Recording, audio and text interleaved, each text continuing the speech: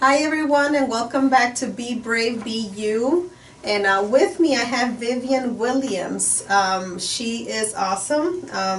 I met her at one of the veggie classes that are hosted at the Science of Spirituality building. And I'm actually in the building today in one of their offsite room offices. And I wanted to introduce you to Vivian because Vivian has a long journey of meditation, 29 years of meditation. And she just has a passion for meditation and also having a vegetarian lifestyle.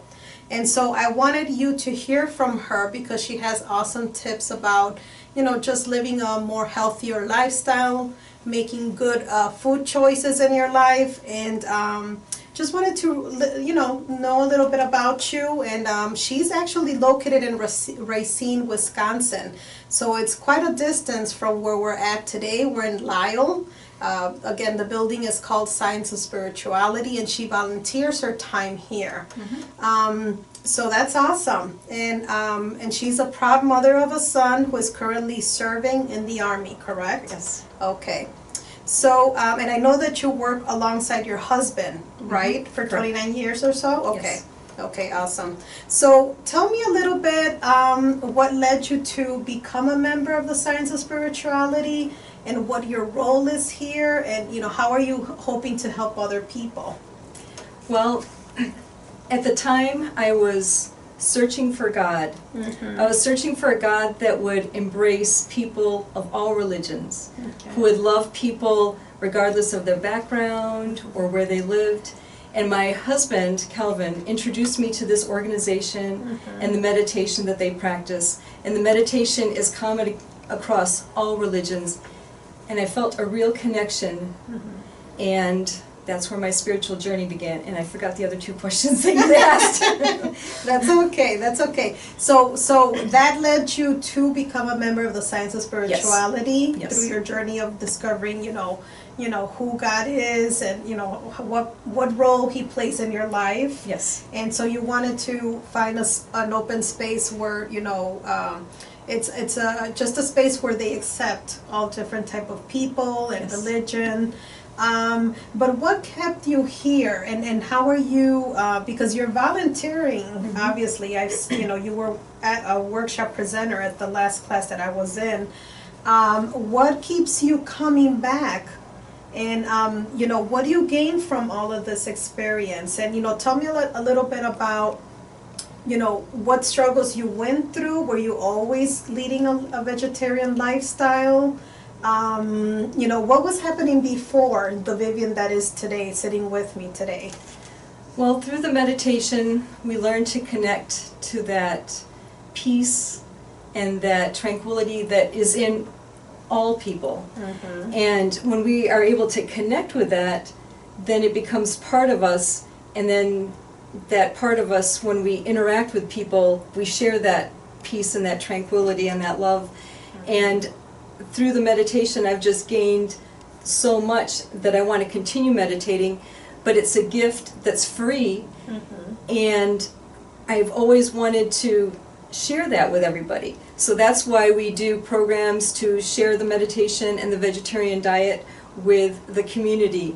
And the vegetarian diet, I have to tell you, one day I was making chicken dinner. I made that connection between animal and food, and I'm like, and I did it instantaneously. I was just a teenager at the time in high school, and it was a very easy transition for me. I hadn't been an adult where I had all these habits that I had to perpetuate, and I just started being a vegetarian there at that time out of compassion for animals. So that part was easy for me. So basically my whole adult life I've been a vegetarian, and I think that I know that I have more vitality and energy than many people that are younger than me, and I don't experience the health problems that many people do.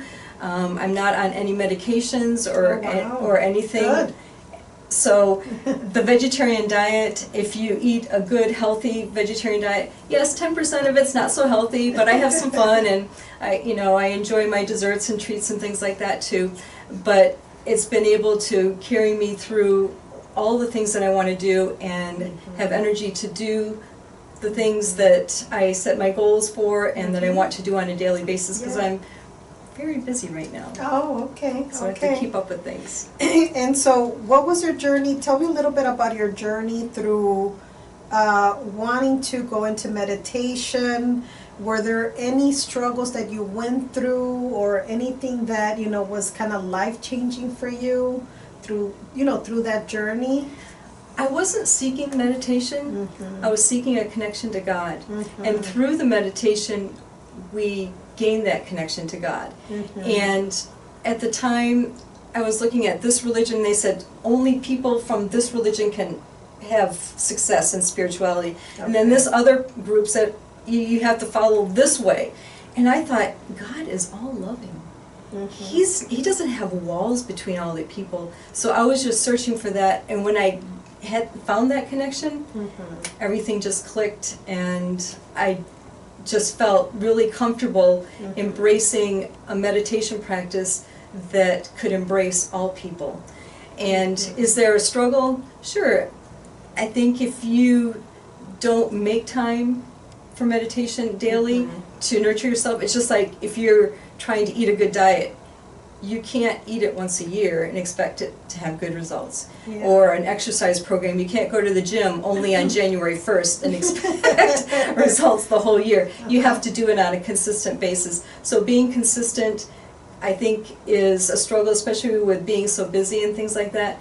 But I try to find time every day for my meditation practices. Okay, so tell me about your meditation practices. How long are they? You know, how can people connect to that? You know, if they want to be a part of that meditation group. Tell me a little bit about that. Well, my meditation times vary every day, but certainly the goal is an hour a day. That's the recommended. Oh. It depends on where you are. Okay. When people start out new, I say, hey, find 2 minutes, 5 minutes, 10 minutes, 15 minutes. Start out with small goals and then build on that. And what we do is we have programs where we talk about the benefits of meditation, we share our own experiences, and what's great is we have like a 4-part introductory class. And we've taught this for years and years and years, and the people who come there, I mean, one lady was so stressed out she couldn't go to sleep. She had struggles at work in the morning. The next week, now we're talking 1 day of meditation, she said she was able to fall asleep that day, and the next day there was peace in the office. That was from 1 day of meditating. A couple other ladies had severe physical issues, fibromyalgia and recovering from a stroke, and after 1 month of meditating, they were helped greatly.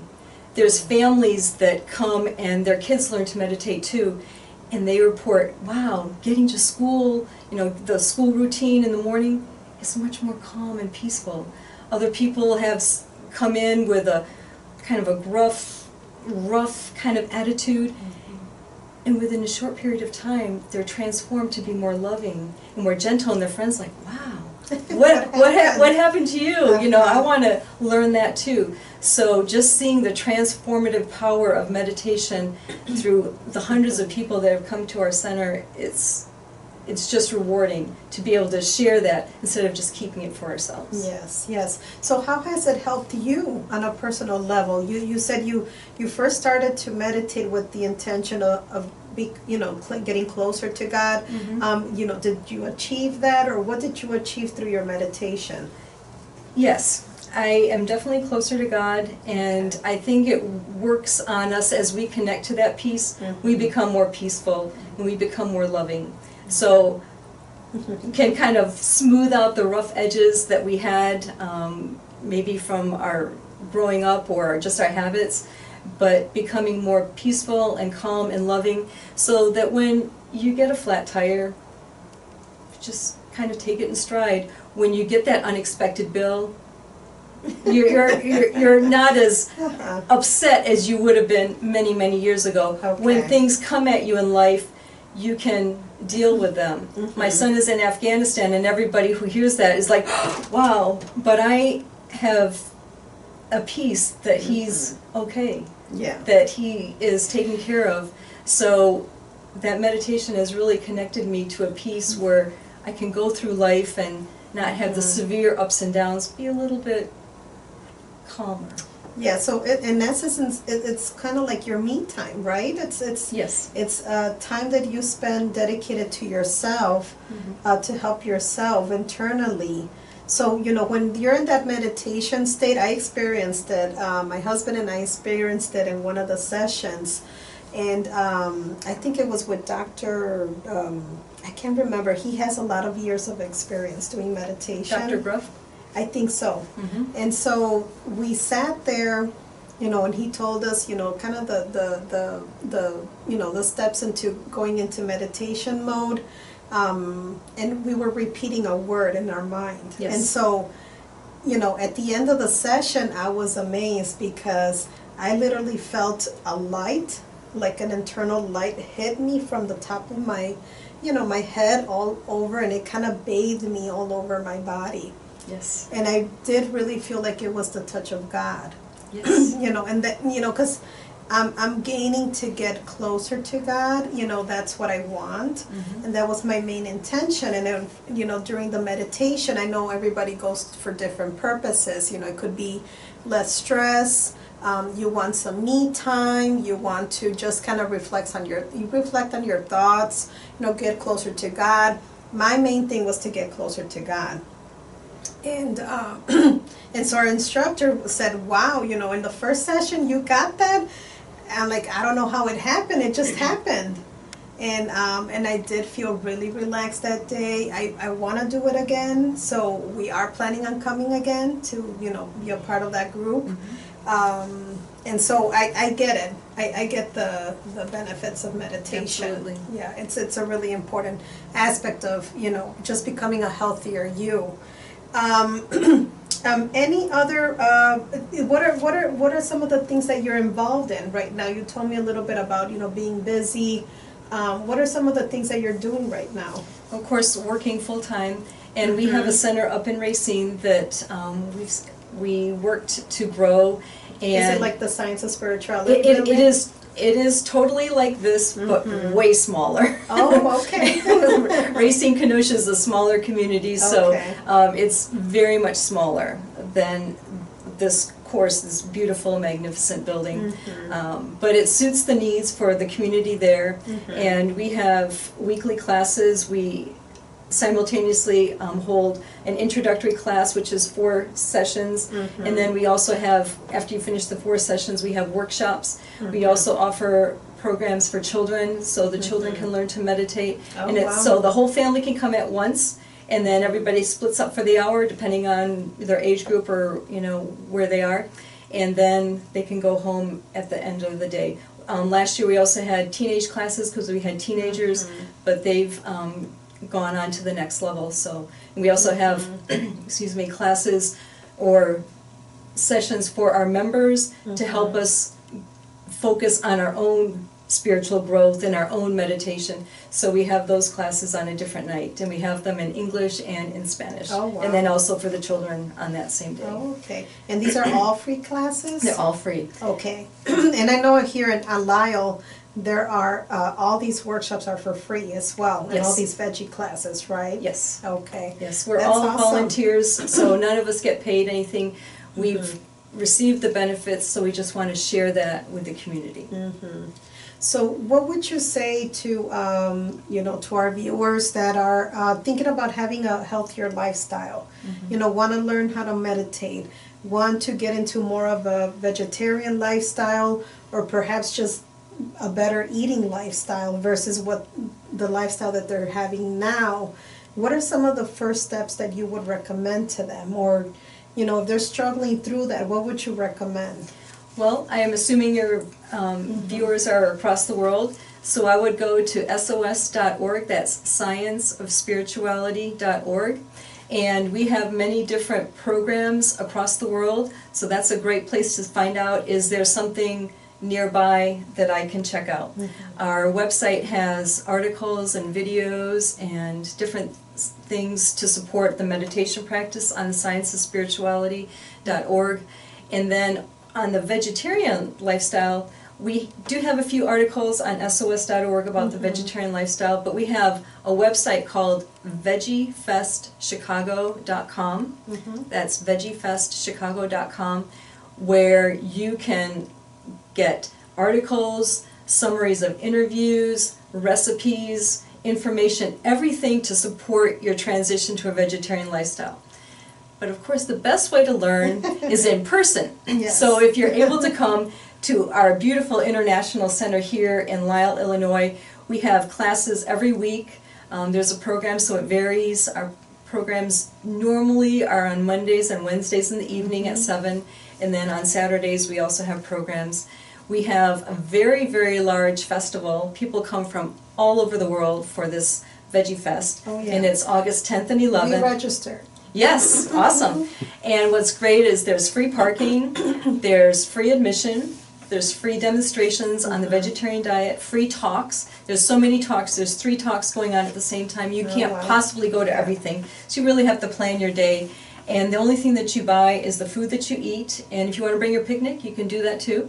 And there's vendors there that sell various different things, and there's awesome music, and there's also a chance to learn about the science of spirituality, and of course the vegetarian lifestyle. So it's an awesome event, so if you can come and see what you connect with, there's lots of support. And on VeggieFestChicago.com there's a 2-week session.